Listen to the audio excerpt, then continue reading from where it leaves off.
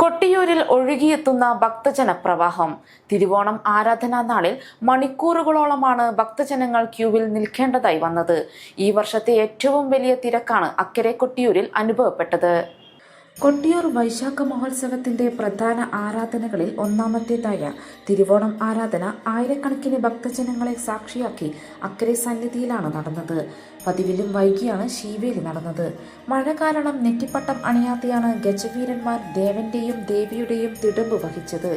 ഭണ്ഡാരങ്ങൾ ശീവേലിക്ക് അകമ്പടിയാകുന്നതാണ് പൊന്നിൻ ശീവേലിയുടെ പ്രത്യേകത. മണത്തണ കരിമ്പനക്കൽ ഗോപുരത്തിൽ നിന്നും എത്തിച്ച ഭണ്ഡാരങ്ങൾ ശീവേലിക്ക് അകമ്പടിയായി.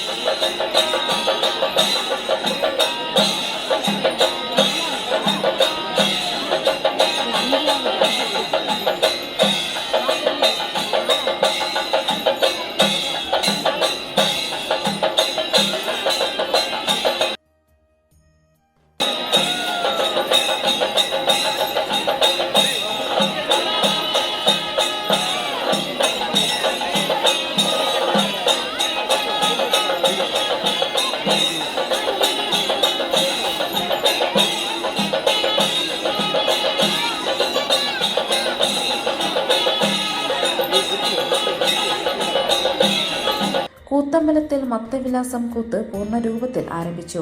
ഭണ്ഡാര അറയ്ക്ക് മുന്നിൽ നടത്തുന്ന അലങ്കാരവാദ്യങ്ങളും ആരംഭിച്ചു. ഉച്ചയ്ക്ക് ആരാധനാ സദ്യയും നടത്തി.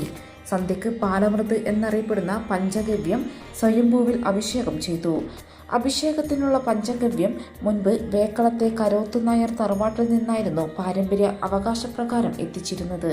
എന്നാൽ ഇപ്പോൾ ദേവസ്വം തന്നെയാണ് പാലമൃത് സമർപ്പിക്കുന്നത്. നിത്യപൂജകളും അക്കരെ സന്നിധാനത്ത് തുടർന്നു. ഈ വർഷത്തെ ഏറ്റവും വലിയ ഭക്തജന തിരക്കാണ് തിരുവോണം ആരാധന ദിവസമായ അക്കരെ കൊട്ടിയൂരിൽ അനുഭവപ്പെട്ടത്. രാത്രി വരെ ഭക്തജന പ്രവാഹം തുടർന്നു.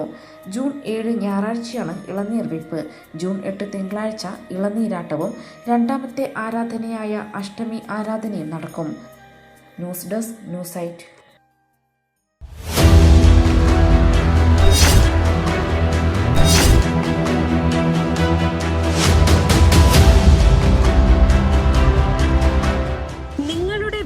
നിങ്ങളുടെ അഭിമാനം, ഒപ്പം ഞങ്ങളുടെയും. വീടും പരിസരവും പ്രകൃതിയുടെ വൈവിധ്യം കൊണ്ട് സമ്പന്നമാക്കാൻ tunnel agro farm and nursery Cheruvanchery.